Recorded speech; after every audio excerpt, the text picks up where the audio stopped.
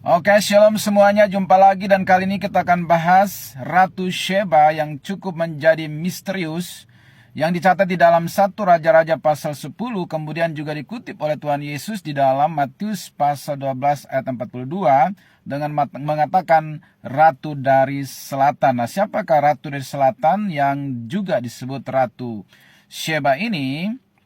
Ya, dia adalah ratu dari negeri Ethiopia, ya, yang bernama Makeda dan diperkirakan lahir pada 960 sebelum Masehi, ya, dan letak kerajaan Sheba ini ada di sekitar Laut Merah, tepatnya di sekitar Yaman atau Ethiopia, ya.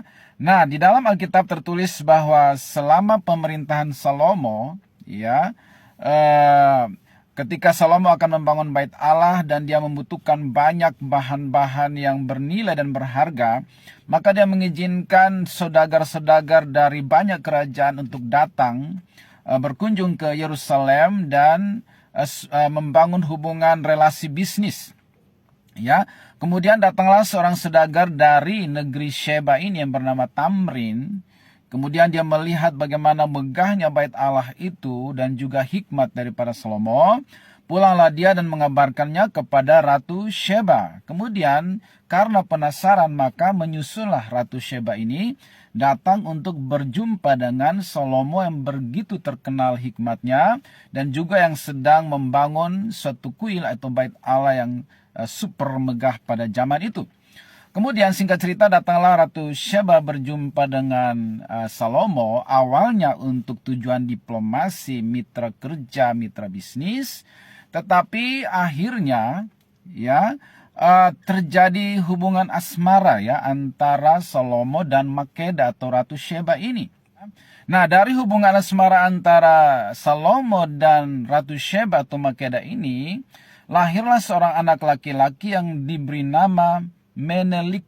Ya, jadi Menelik satu ini, anak hasil hubungan Raja Salomo dengan Ratu Sheba ini, kemudian menjadi pendiri dinasti kerajaan Ethiopia. Sejak inilah, maka lahirlah berbagai keturunan, ya, Yahudi, Ethiopia, dan beranak cucu berkembang biak di daerah Ethiopia. Ya, sejak pemerintahan daripada Menelik I, hasil hubungan daripada Salomo dan Sheba ini, Ratu Sheba ini, ya, berkelanjutan keturunan Yahudi dan Ethiopia berkembang biak di sana.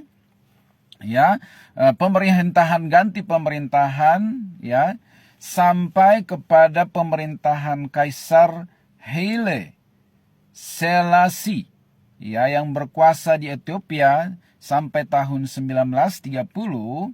Kemudian terjadilah kudeta. Ya, kudeta ya dilakukan oleh Kolonel Mengistu Haile Mariam.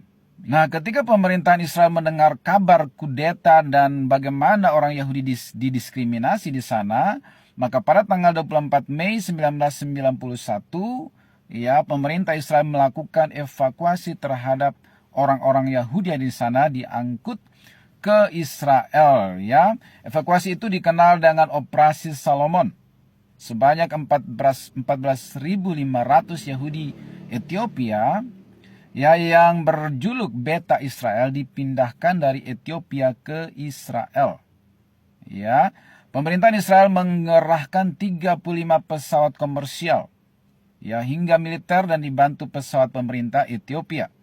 Proses evakuasi ini termasuk yang tercepat karena hanya memakan waktu kurang dari 36 jam. Orang-orang Yahudi, ya, Ethiopia diangkut dari sana karena terjadi kudeta dan orang-orang Yahudi terancam di sana. Nah, begitulah kisah sejarah daripada Ratu Sheba dan hubungannya dengan Raja Salomo yang akhirnya melahirkan keturunan campuran Yahudi Ethiopia, ya, dan memerintah di wilayah Ethiopia sampai dikudeta dan kemudian mereka diangkut ke Israel. Semoga ini bermanfaat bagi kita semua. God bless.